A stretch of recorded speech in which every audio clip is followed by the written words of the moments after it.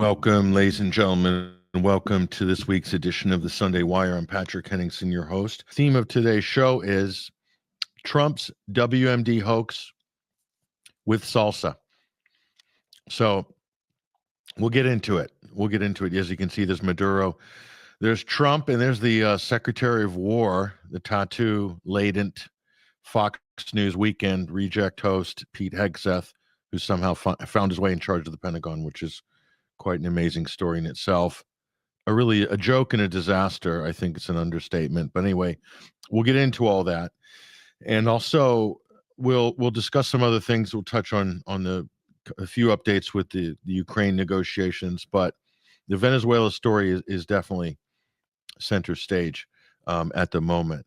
Now let's bring on stage before we get into that. We'll bring onto the program here the Sunday screening. I want to direct people to 21stcenturywire.com. Silenced the War on Journalism. This is our curated documentary film for this week at the Sunday screening. Go to our website right now, bookmark that, make sure you watch this film. Great job by our editorial team, as usual, in curating this. So that's a good independent film. Now, something else hit our own headlines this week, and I want to give a shout out to one of our great contributors, who's also associate editor of Global Affairs, Freddie Ponton. And Freddie sort of made the news, or at least, and we did as well. We'll bring this article up on screen here. That's the article in question. Passed as prologue, Safari Club illuminates Candace Owens' allegations. Now, you probably heard the story about Candace Owens. She was tipped off by somebody in the French government. This is according to her, of course, that there was a sort of hit put out on her involving the Macrons. And somehow this is related also to the assassination of Charlie Kirk. Now, there's a lot in here, okay? Freddie has done outstanding research, as usual, and he's illuminated something that I think, well, it's a historic fact that these types of operations actually exist. So Candace is not delving into deep conspiracy theory here. Her allegations are supported by historical fact, including mainstream references on these French-led international hit squads. Israel is also involved, as is the CIA, historically in these very operations to target influencers, political figures, and so forth, to silence people that are basically causing problems for the elite establishment. Now, make of it what you will, and we'll bring onto the screen just in a moment here. Actually, we've got a video from Candace. She put this out. It's just a clip from one of her recent podcasts here, where she's giving a shout out to Freddie actually on this. Let's listen to this. Also would like to shout out Freddie Ponton, who wrote this article reminding people, and when I say reminding, I mean teaching people, if you're me, because I didn't know this, that exactly this satellite of countries, France, Israel, the French Legion, United States, Egypt, were quite literally involved in exactly this sort of operation, which further reaching global implications, involving the Safari Club in Egypt. Now, if you haven't heard of that, this was the article that he wrote, passed as prologue, Safari Club illuminates Candace Owens' allegations. I had never heard of this. I really hadn't, okay? Because I feel like I'm Alice in Wonderland. A few years ago, I kind of believed everything the government said. I thought there were good guys. And after the Charlie Kirk assassination, I'm going, oh, wait, no, nobody is a good guy. These are like gangs that are running the world, obviously. Gangs that have gone mainstream, and democracy and the idea of a republic is just an illusion. Well, anyways, in that article, I'm going to read a paragraph from it, but he said, when Candace Owens claimed on X that a high-ranking French government insider warned her of an imminent plot to have her assassinated, alleging that President Emmanuel Macron and his wife Brigitte had authorized and financed the operation, assigning it to a small national gendarmerie intervention group team that included an Israeli operative, she also suggested that Charlie Kirk's assassin trained with the French Legion with multi-state involvement. The claim sounded like it belonged to the realm of conspiracy thrillers, and yet, as the allegation ricocheted across social media, something unusual happened. People did not instinctively laugh it off. Some dismissed it, yes, but many hesitated, paused, or quietly admitted that given the right circumstances, given the right network of covert actors, such a plot didn't feel entirely impossible. That hesitation doesn't come from trust in Owens, it comes from history. And sure enough, and I'm just pulling up the Wikipedia page here, you should go read that article in its entirety, but the Safari Club, man, a covert alliance of intelligence services formed in 1976 that ran operations around Africa when the United States Congress had limited the power of the CIA after years of abuses. They decided to kind of go overseas and handle business. They had members in pre-revolutionary Iran, Egypt, Saudi Arabia, Morocco, and France. Israel's involved, Rhodesia, South Africa. I mean, it tells you there that the process is then resulted in the 1979 Egypt-Israel peace treaty. Peace. Okay, cool. Like I said, read more about that. Wow. So we want to give thanks to Candace for that shout out for 21st Century Wire. And of course, all the thanks really on our end belongs to Freddie Ponton there, who's just done an outstanding job. This is one of 3 articles in a series, everybody. So Freddie has written 3, and they're progressively deeper the further you go. This was the middle article. There's 2 others. They're all linked within each article. You'll find all 3 articles in this series. So outstanding research. Obviously, Freddie is one of the best at this, but of course, this is in his backyard. So, of course, he knows quite a lot about deep state activity in France. So, excellent work by Freddie Ponton. We just want to recognize that. And thank you to Candace Owens for giving us that shout out for this. And who knows? We'll see what else comes out of this story. I'm sure there'll be some more interesting morsels. So that was something of note there. Now, I want to go back to the task at hand. Let's bring back up our Rolodex for this week here. And let's see where it takes us. Well, it's here. This is where we're going to go. Trump's fake war on narco terrorism. It's like narco terrorism. It's a new term. This is a term invented by the Trump administration.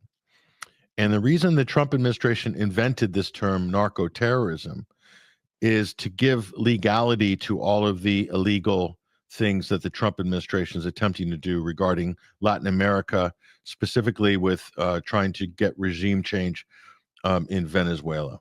Okay, so they've invented a term, doesn't exist, doesn't mean anything, narco terrorism, and started shooting up boats, fishing boats, speedboats, with no evidence presented of who was on the boat. Was there any cargo on the boat? What network did it supposedly belong to? So they've created this kind of fantasy that Venezuela is a narco state. We're going to show you that that's not actually the case, and we'll thoroughly debunk this. And we'll also show you which are the real narco states, okay? Which are the real narco states. That's kind of an important detail here, and we'll do that as good as we can. So that was the theme, is Trump's WMD-style fake war on drugs is basically what it is. And he's got this degenerate Fox News host, Pete Hegseth, who's clearly emotionally unstable, mentally unstable, totally unqualified to be running the United States military. I think his highest achievement was a platoon leader as a reservist. I mean, how could someone like that get in a job like that? And of course, the answer is Israel. The Israeli lobby instructed the Trump administration to put him in that job. And Israel's smart. They know if we put someone who's unqualified, who has quite a very dodgy, problematic background, that will immediately compromise Trump and put him in more of a vulnerable position for Israel to control it. So that's just overall corruption that's been allowed to infest this administration. And so that's it. So you got a foreign government basically putting crazed hotheads unqualified head of the U.S. military. I mean, it's kind of unbelievable if you think about it. But anyway, it is what it is. That's what's happened. So let's go back to this topic. So now we're going to break this down, and some of you may or may not be familiar with what we're going to show you here, but we'll go through it. So there he is. There's Tattoo Boy himself, Pete Hegseth. Double tap war crime. So this happened at the beginning of September. Hegseth was showboating, no pun intended. He blew up supposedly a drug boat. It had a range of, I think, 60 miles. The boat had a range of 60 miles. So to say this was, well, we don't even know what was on it. We don't know these were criminals. Certainly they weren't narco terrorists, because such a thing doesn't exist. So this is all theater, folks. There's no evidence that's been presented that these drugs are heading to the U.S. on the streets and it's killing Americans and so forth. Most of the drugs that come into America none of them come from Venezuela, more or less. Biggest trafficking, Ecuador. Of course, a lot of drugs out of Colombia and through Mexico, not Venezuela. So this is just an excuse to try to achieve regime change in Venezuela and probably steal their oil, which Trump already began stealing their oil in his first term. And then Biden kind of continued on that and literally stole Venezuela's state oil company, Citgo. So there it is. So there's Hegseth here. He's been caught out in this war crime. Now, this is really interesting how this is developed. And supposedly he said we don't need the rules of engagement and so forth. So he's been kind of caught out on this, and it's created huge problems. And there's no escaping this at this point. It's really, bogging down Trump's efforts to launch an illegal, undeclared war of aggression against Venezuela. So Trump's Venezuela boat strikes fuel war crimes allegations. Are they legal? So Hegseth denied it. Obviously, he's denied that. Well, first he boasted that he was in the Situation Room and that he saw everything and made the call. And then when this controversy came out, Hegseth then sort of backed off and did the sort of typical cowardly political thing, which you have to do, of course, is to deny that you said what you said before and say you weren't there. He says, I left the room because I'm so busy as Defense Secretary of War. I got to do things for my war fighters and all this other ridiculous. Anyway, and as it turns out, now they've dumped it on this admiral, former SEAL Team 6, another hothead put into power by Hegseth, because Hegseth wanted to get rid of the rules of engagement. So, I mean... So anyway, they're hoping this guy's going to basically take the fall for Trump and Hegseth, and unfortunately it's not going to end there for them. And this has created problems. This is gumming up the works for Trump's war effort. This little event, supposedly small event, at the beginning of September. So let's look at, just going back here. We'll go back to the video clip. So this is Hegseth. Now, just understand something. So he doesn't believe there's a such thing as the U.S. military code, the Geneva Convention, all these things that the U.S. has signed up for, and that's U.S. law. He believes that he's bypassed all that. So here's him boasting about it, boasting about this getting rid of the rules of engagement. So here he is. So when Hegseth goes to trial, and if he's found guilty of war crimes, he'll be pardoned by Trump, basically. So that's what's going to happen. Well, here's the strike anyway. We'll take a look at. I guess this is one part of a clip. There it is. They're really happy about this. They thought this was really great. I mean, really, the U.S. showing some great power and force there. I mean, this is kind of stupid, really, if you think about it. But anyway, this is the level these people are playing at. It is very stupid. And I mean, yeah, real tough. SEAL Team 6, tough, really tough. Yeah, so impressive. So first, I mean, the U.S. is not looking good here. But anyway, we'll leave that off to the side for the moment. And Now here's Hegseth. So when he goes to trial, this will be used against him. This will be his own statement of intent. This is how thick this guy is. He basically he's done himself in before the event even happened. Here's him bragging about ignoring U.S. law during his one of his showboating speeches to U.S. brass. So this is like a major lecturing generals. I mean, this guy's like unbelievable. Here he is. We are preparing every day. We have to be prepared for war, not for defense. We're training warriors, not defenders. We fight wars to win, not to defend. Defense is something you do all the time. It's inherently reactionary and can lead to overuse, overreach, and mission creep.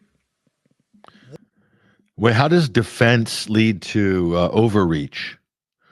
Isn't defense taking a back position, like defending your country from being attacked? How does that lead to overreach? So he doesn't even, this guy is, I mean, how he got into, he went to an Ivy League school, supposedly got into Princeton. How did he get into this school? Must have been on a basketball scholarship or something, I think, because he's not very bright. This guy, what he is saying is totally incoherent. Beside the fact it's devoid of any ethics or morals, but obviously you're dealing with a psychopath here, someone who has allowed the power to go straight to his head. He continues. War is something you do sparingly, on our own terms, and with clear aims. We fight to win. We unleash overwhelming and punishing violence on the enemy. We also don't fight with stupid rules of engagement. We untie the hands of our warfighters to intimidate. Okay.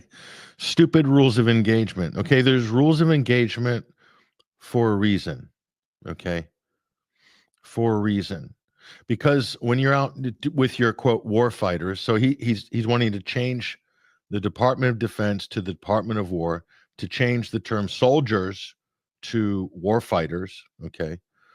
And he's saying that we don't do defense, we just go out and do offense. Okay.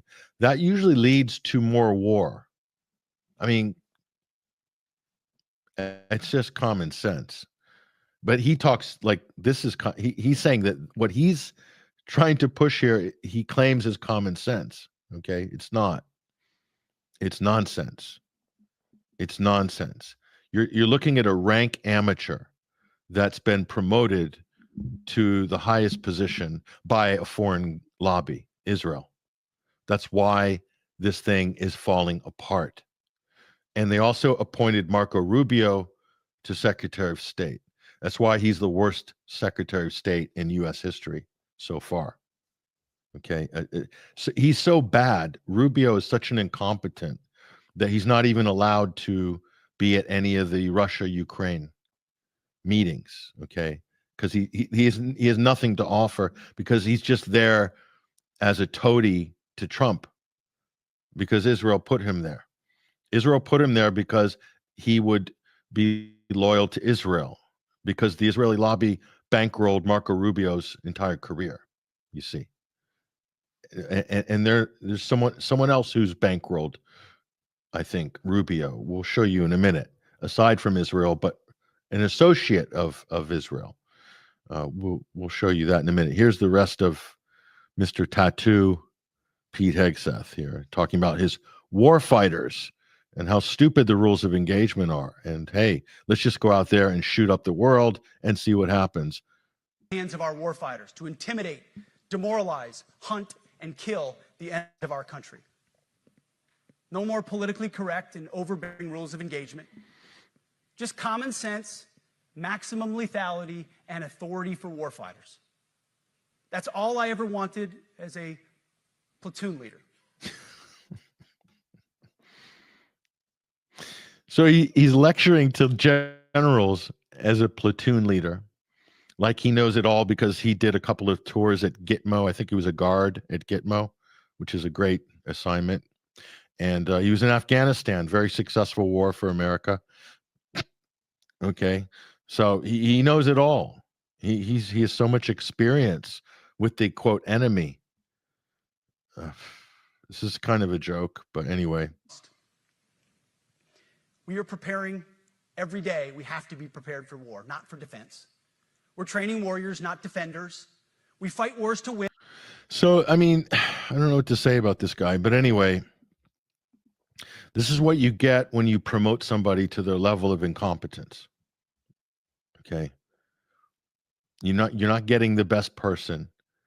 You're basically getting somebody that's underqualified and is going to say yes to the people that put him in to the big money, but himself. So is in a way you can look at this as an attack on American sovereignty by the Israel lobby to insist. And Trump is so weak and supine, and he's such a slave to the Israeli lobby that he allowed them to appoint every single person in the cabinet that had anything to do with national security or foreign policy, because he gave the job to his son-in-law, Jared Kushner, friend of the Netanyahus, and Howard Lutnick, his, quote, commerce secretary. That's Trump's handler. Okay. Howard Lutnick looking after Israel's interests, basically. And so is his son-in-law, Jared Kushner. Everything else is a side hustle. It's property deals, Israel, Russia, Ukraine's a side hustle for these people. That's why it's going nowhere. The negotiations aren't really moving. It's been a year. Trump promised to end it in 24 hours. Instead, we're going to get 24 months. So anyway, so that's Hegseth then. And now this was him in 2016. And it's a totally different situation here. Okay. And we'll bring this up on screen as well. So this was him, and he was asked a question. It's 2016. So this is before he got the clout and the power. And as you can see, totally different situation here. We'll bring this clip as absolutely incredible. So we'll share this one and see, listen for yourself. It's pretty incredible. Can you comment on soldiers who were being held at Leavenworth prison for being soldiers? Yeah, I don't know all the particulars of all those cases, and I do know Beverly Pearlson and a few others who are just tireless advocates for guys on the battlefield who have been a part of unfortunate incidents. There are some guys at Leavenworth who made really bad choices on the battlefield, and I do think there have to be consequences for abject war crimes. If you're doing something that is just completely unlawful and ruthless, then there is a consequence for that. That's why the military said it won't follow unlawful orders from their commander-in-chief. There's a standard, there's an ethos, there's a belief that we are above what so many things that our enemies or others would do. But there are also plenty of guys there. So there were standards, Pete, and to his credit, 10 years ago, he recognized those standards. But power, money, and all the little incentives thrown your way by the lobby tend to warp your ethical and moral compass. And that's what's happened with this hothead here. And pretty unbelievable. But that's where we're at, folks. So that was him 10 years ago. This guy. Pretty amazing. So here, well, we'll get to it now. Bring up this. So this is what Pete Hegseth posted on his X account. It's a children's book called Franklin, and it's a mock cover. Franklin targets narco terrorists. He's a guy with the shoulder mounted. This is it's supposed to be a children's book. They've hacked it to make it into sort of, I mean, it's just so immature. But this is the level of person you're dealing with here. Okay. It's the level of person you're dealing with here. This is the head of the DOD, or what he calls the Department of War, the head of the Pentagon. He's posting, just stupidity like this. So it's hard to take these people seriously. And I think, look, how is the world viewing the United States? And how could someone like this be making military calls on the battlefield?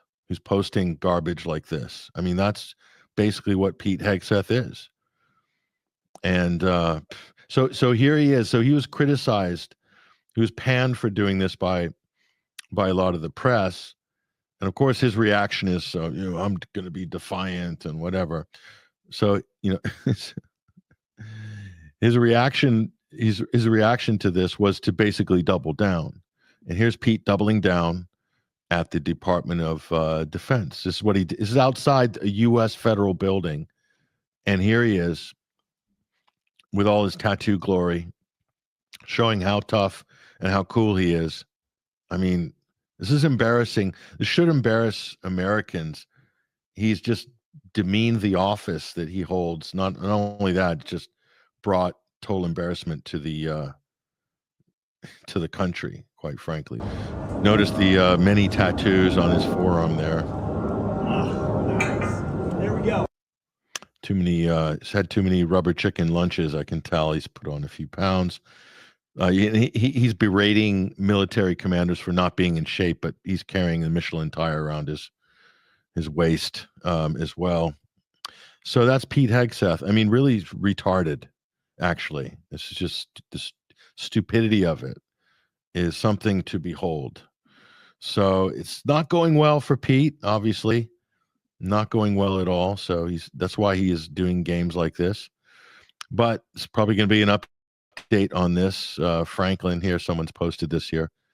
He's flip-flopping on his story. Clearly he's guilty. So Franklin goes to jail. The classic Franklin story. There's Pete. That's probably where he's going to end up. If he does, he will be pardoned. He won't serve any time. Trump will pardon him. And just like Trump just pardoned a drug trafficker. And we'll show you that in a moment. Anyway, so it's the fact that this is even happening is just really just shows you the level that the U.S. has sunk to. So what does this all mean? Now, what happened was, and of course, this shouldn't be missed. This is the Wall Street Journal. Hegseth pushed out all of the ranking people that were trying to follow the law. Okay. This is what Hegseth has done. He asked top admiral to resign after months of discord. Relationship between the Pentagon chief and military leader had been deteriorating since Trump's inauguration. And so, funny enough, there was pushback. After this double tap, which was in September, such was the internal disgruntled military command against Hegseth and his hothead SEALs that he was trying to bring in to make all these JSOC style autonomous decisions outside of the rule of law, that they replaced the command. And so he's pushing out all the good people, treating them poorly from the reports that we've seen. And then this event happens. You remember when this happened? So after the boat strike, okay, and we didn't know it was a double tap at the time. Immediately after, they hit a narco submarine, supposedly. Narco submarine off the coast of, well, in the Pacific, if I'm not mistaken. This is the Jamaican Observer. I'm not sure if this is accurate. But anyway, narco submarine. And the funny thing about this story was that there were 2 survivors, and the U.S. picked them up. And they just gave them back to their countries of origin.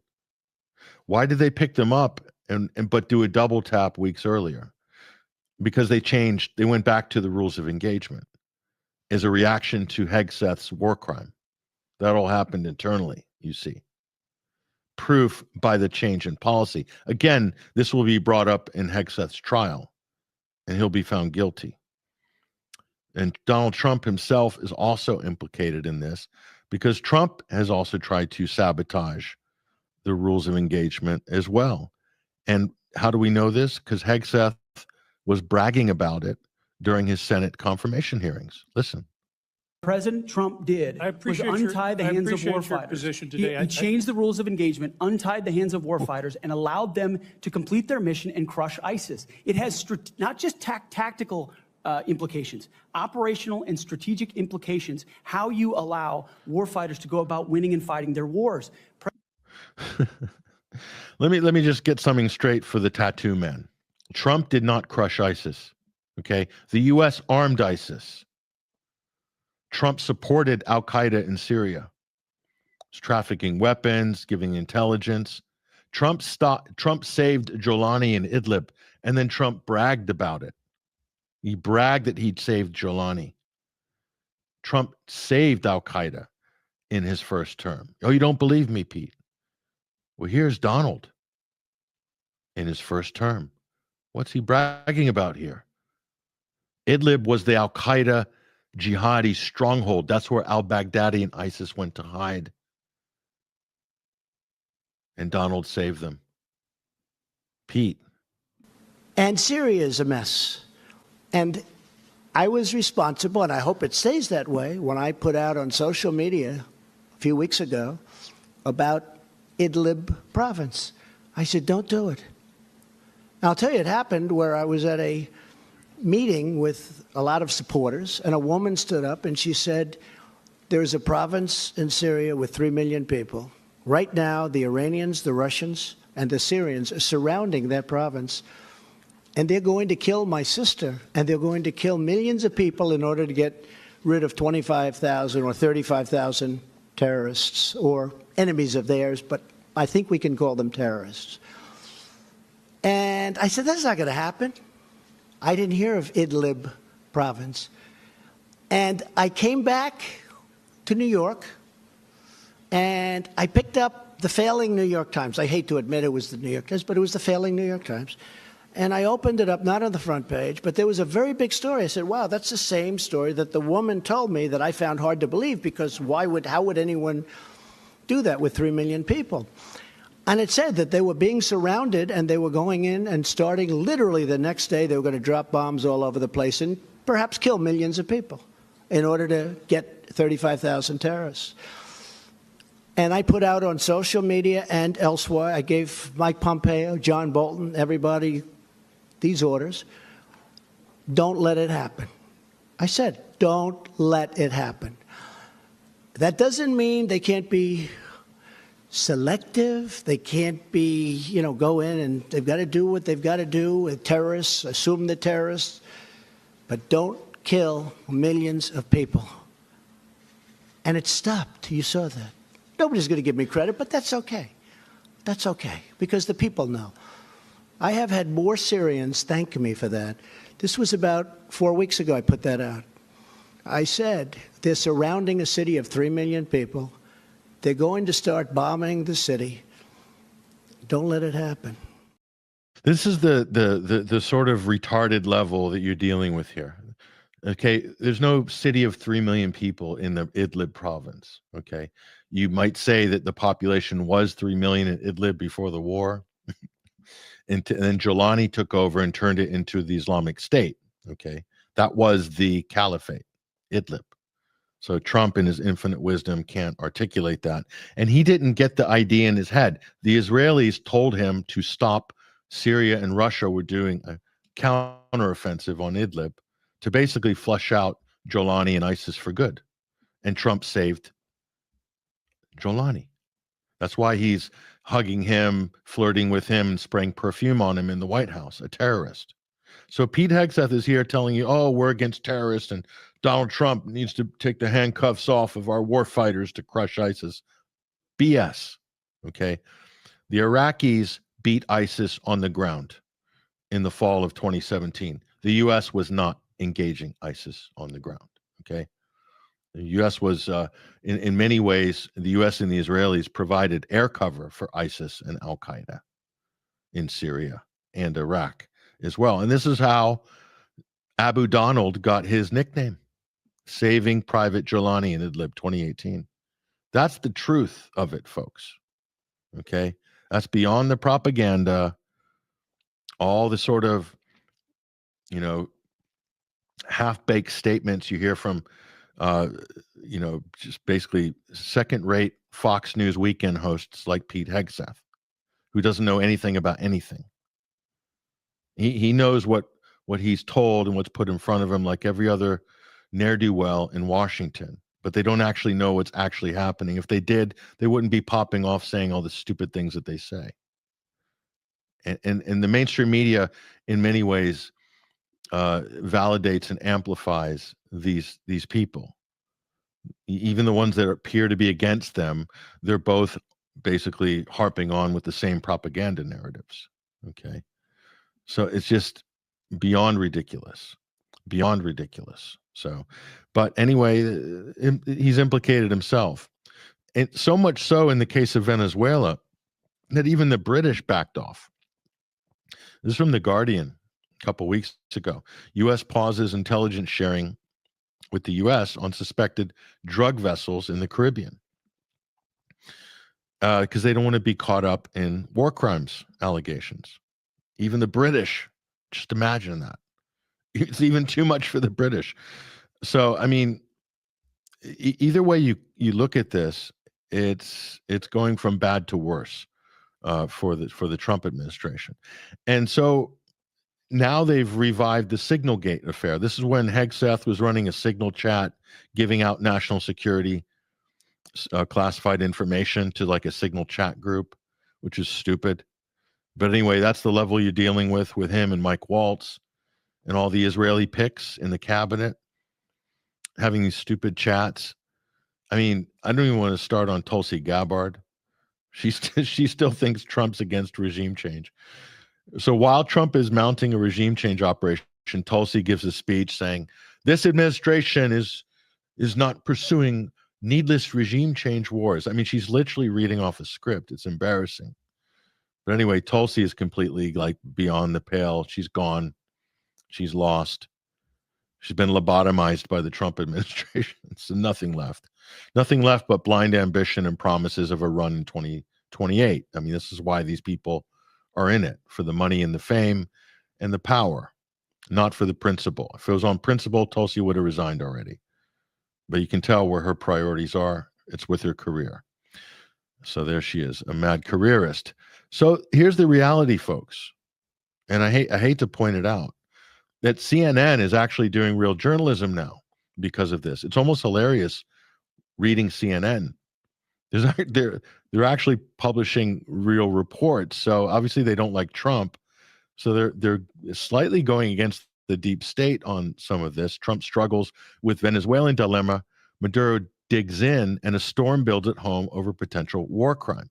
So the irony is, this relatively small event, it might derail Trump's illegal war of aggression against Venezuela. So this might turn it into just a big bluff, which will be a huge victory for Maduro and for other left-wing governments in Latin America. This is going to embolden them. And now they're thinking, well, the United States doesn't observe international law. They're just going to come after us. So we need to band together. Trump is Trump has driven Russia and China together. He's driven Russia and India closer together through all the stupid, crazy sanctions, threats, and the ridiculous tariff wars. And now he's driven, guess what? Venezuela and Brazil together. I mean, honestly, you couldn't make it up. So I would call that, I mean, by his own standards, that can't be a success. I mean, this is just lunacy. I mean, I think it's great on a certain level because Trump is just kind of accelerating the demise of the United States as a superpower. So for this, many will thank him. But by his objectives and standards and ambitions, he's a failure, basically. It's just going from bad to worse on this. And so, and it does get worse here. So they claim that there's some cartel in Venezuela, but research suggests that it doesn't actually exist. So is the U.S. targeting a Venezuelan cartel that does not exist? Good question. Good question. Well, let's look at the details on this.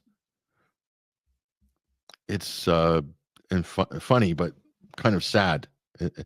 So here's what they're saying. As the Trump administration ramps up pressure on Venezuela's Nicolas Maduro, experts and former government officials on record have raised concerns that it's a move to designate Cartel de las Soles as a foreign terrorist organization.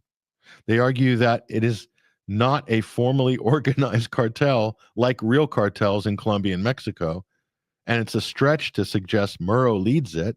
though there is government involvement allegedly in the drugs trade, as far as the cartels are bringing drugs through Venezuela via Ecuador and Colombia.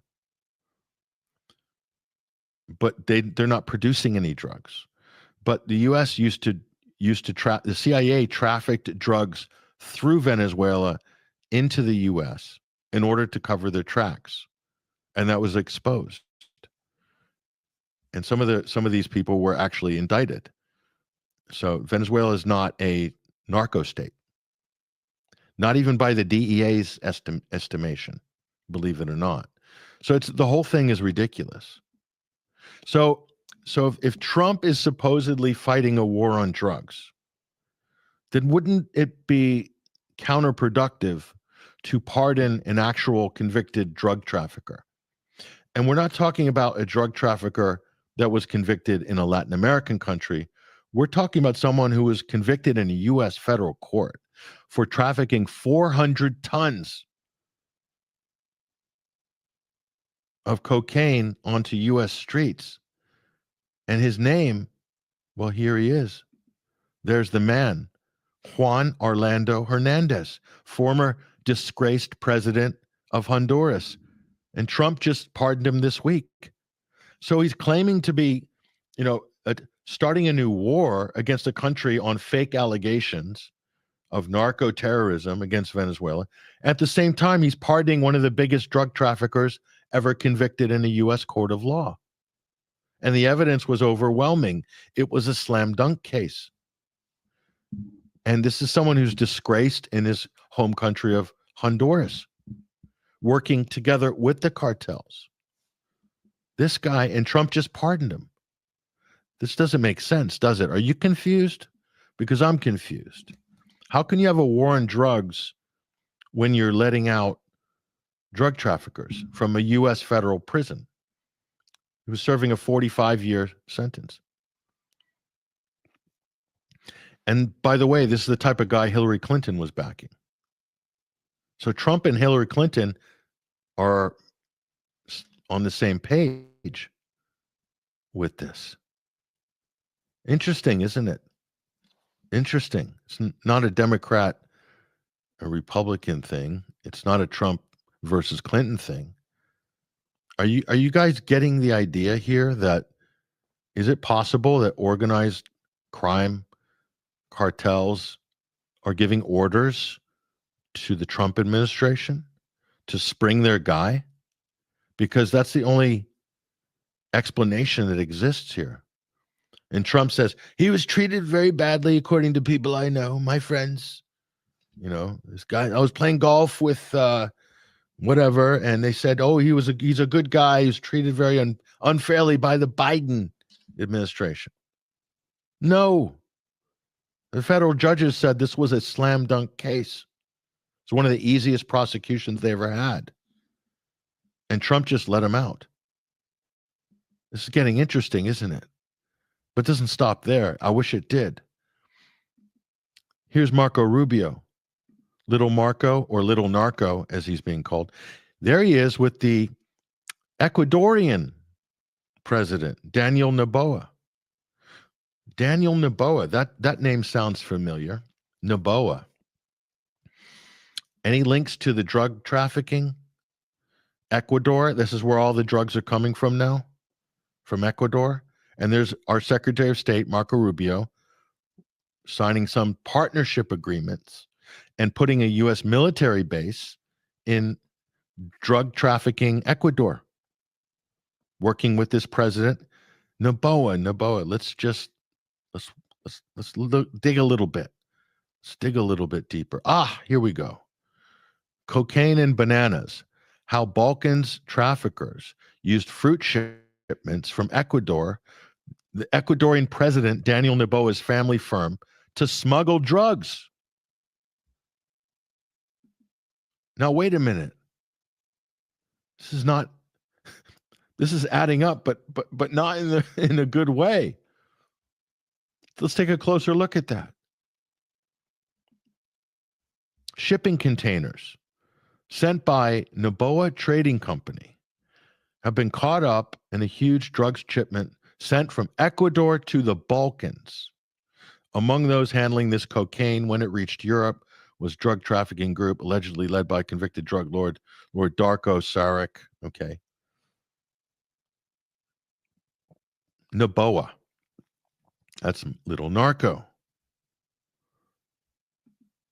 Honestly, you can't make it up, folks.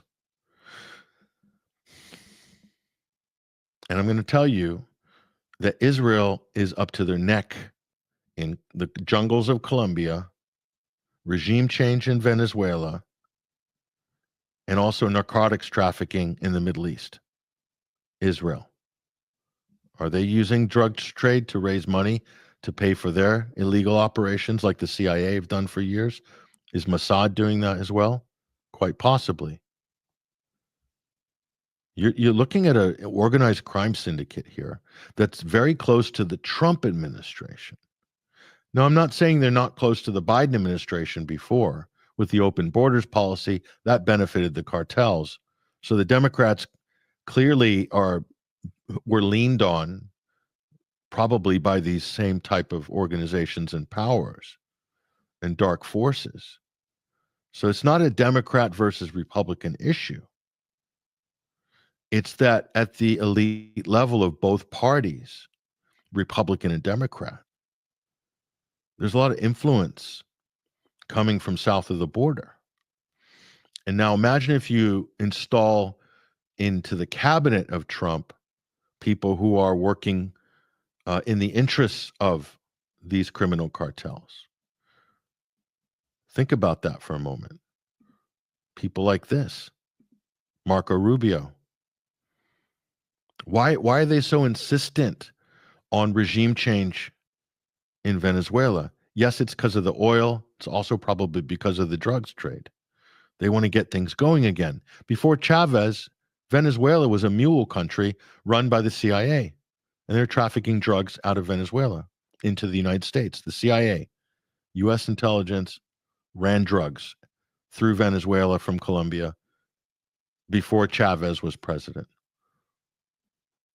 And Chavez shut it down. And Maduro shut it down. And here they are making a fake story that Maduro is a drug kingpin. And meanwhile, Secretary of State is working with someone whose family has been implicated in a major drug trafficking scandal. And Trump just pardoned a drug trafficking convict, a disgraced former president of Honduras. Folks, so let's just get this straight. Trump's war on drugs. Let's just do a review for everybody. Okay. Pardons drug trafficker, backing trafficker. Folks, capiche? We're just saying here. What does this equation look like? Who's running the Trump administration? It's a legitimate question at this point. Like, what is going on? It's not, it's more incredible that the Democrats are basically playing matador defense on this, which shows you how corrupt the Democrats are. Okay. They're gone. The Democrats are they've checked out on this. I mean, seriously, don't know what to say at this point. So meanwhile, here's the CIA and Israel's planted, future president of Venezuela. They gave her a Nobel Peace Prize while she's calling for her own country to be bombed. Maria Corina Machado. And Nobel Prize winner pushes false claims about Maduro, claims that Maduro helped to throw the 2020 U.S. election, like Venezuela stole the election from Trump in 2020. I mean, just ridiculous. She's also pushing, as well as the QAnon crowd and some of and Lindell TV, Mike Lindell's like sterling media outlet, saying that Hezbollah and Marco Rubio is pushing it as well, that Hezbollah are going to invade this U.S. southern border from Venezuela, and Hamas as well, Again, the Hezbollah Hamas taco trucks are parked in Mexico, ready to unleash mad fajita picantes all over Texas. I mean, this is the garbage. They've been pushing this garbage since 2012. Michael Flynn and all these other QAnon people have been trafficking in this ridiculous talking points. Laura Loomer, etc. And so who's benefiting from this? Israel. This stuff is coming from Israel. And unfortunately, we have people, low IQ members in the Senate and the Congress, who are also being paid by the Israeli lobby, and they hoover up this garbage and they regurgitate it in the media. The media will, to some extent, run with it. With respect to the mainstream media, they're not biting on those stories, but all the right-wing, the low IQ sort of MAGA press are running with it. Okay, and these are the people who are in the Pentagon, because the Pentagon tried to make, Pete Hegseth tried to make all the mainstream media outlets sign a contract saying that they would, their reporting has to be reviewed by his Department of War, and they can only use official sources and they can't use anonymous sources. Okay. Now, we're very critical of mainstream media and anonymous sources and so forth, and a lot of times it's balderdash. But Hegseth is trying to do a Stalin Soviet controlled press in the US, which is incredible.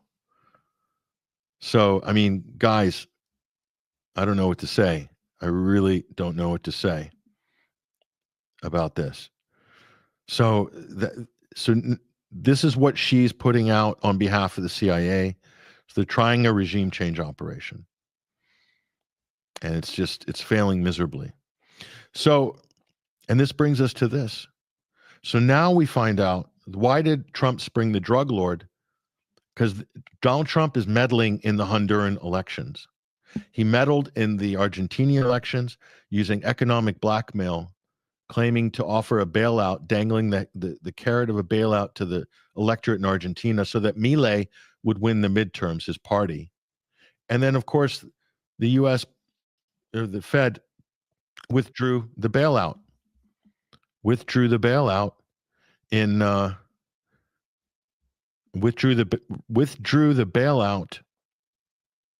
after the elections.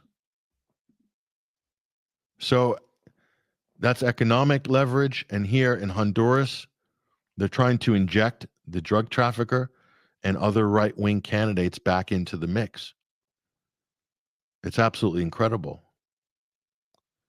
So the thing that they accuse Trump of doing, which is somehow getting in because of Russian interference in his first term, and now Trump's turning around and meddling in other countries' elections. And at whose behest? Who runs the Honduran? Who runs organized crime that's trying to get in power in Honduras? The cartels. This is Trump working for the cartels. Again, trying to have a war on drugs whilst working for the cartels. And last but not least, this clown resurfaces. Folks, Brad Parscale. Do you remember that name? This was Trump's campaign manager during the 2020 elections. And he had a nervous breakdown, went suicidal. The police had to come. He locked himself in a room with a gun or whatever, is threatening to kill himself. And that somehow Trump, probably this is back to Israel. But this guy who had no track record was placed as Trump's campaign manager, Biden-Trump, in the summer of 2020. And of course, that was a total debacle. Anyway, this guy disappeared, and he's resurfaced, trying to rig the elections in Honduras, supposedly. Or at least that's the accusation. That's the accusation. The article, again, Freddie Ponton picked this up. It's at 21st Century Wire. And I'm beginning to think, if not Israel or CIA installed Parscale, probably to muck up Trump's 2020 election, and the deep state's got him working again. So this guy is a complete agent, dodgy operator who has proven his worth to the deep state. I mean, it's unbelievable if you think about it. So this is what we're dealing with, folks. This is what we're dealing with. I mean, I wish. Does it get any worse? FIFA just gave Trump a peace medal. Trump's Peace Prize participation medal spawned memes that are funnier than the actual news itself. FIFA awards Donald Trump their first ever Peace Prize.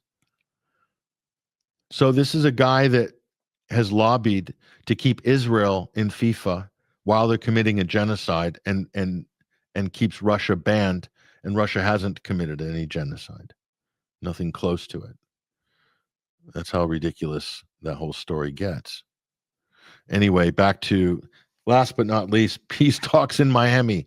That's 2025 in a nutshell, folks. Peace talks in Miami. Not going well for Zelensky. Next thing, it'll be Israeli peace talks in Miami. Probably have to move the Israeli embassy one day to Miami. We'll see. Or Zelensky will end up in Israel. Who knows? Anyway, that's there's more to it than this, obviously, folks, but we gave you a little taste of it. Anyway, what can we say? Let's take a break.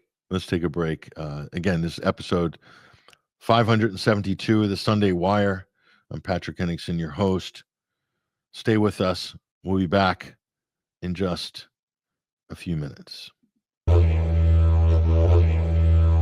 For in the final analysis, we all inhabit this small planet, and we are all mortal.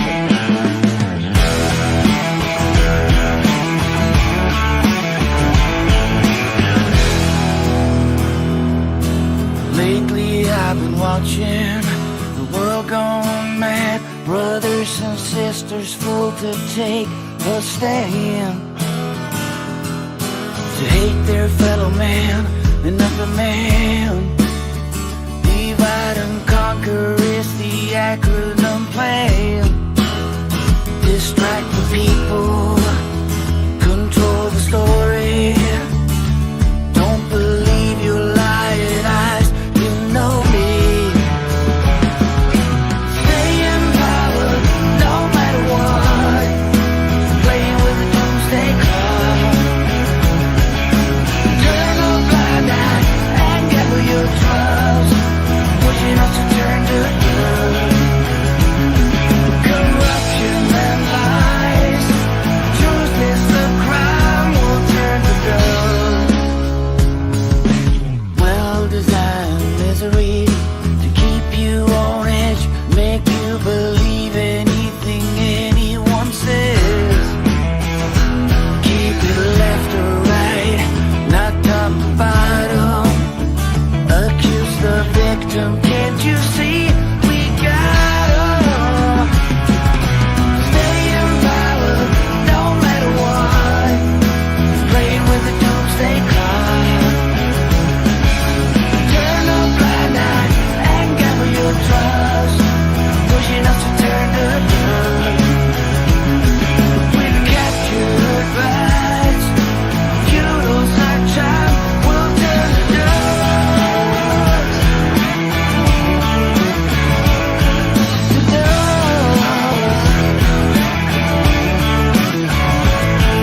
Industrialized brutality, commercialized cruelty, people as commodity, cheer on war atrocity, no accountability, perpetual impunity.